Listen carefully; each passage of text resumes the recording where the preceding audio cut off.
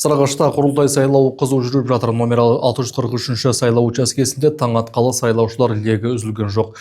Ел болашағына қатысты таңдау жасағандардың қатарында аудан әкімі Арман Абдуллаев та бар. Нақтырақ алдағы бейнематериалда.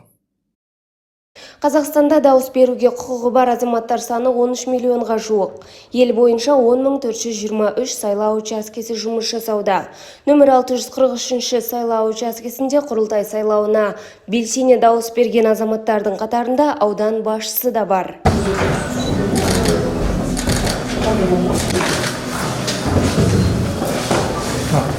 Бүгінгі әр дауыс жай ғана дауыс берді деген белгі емес, елдің ертеңіне берілген таңдау. Сайлаушылардың белсенділігі таңғы уақыттан-ақ анық байқалады. Әйгерім Айтбаева, Нұрболат Еркін, Сәт телеарнасы.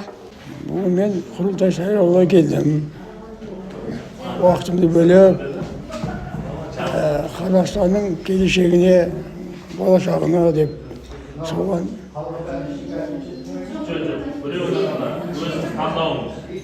Өзім қалаған партияма қол қойып, сол өзім қалаған партияма соны ұсындым.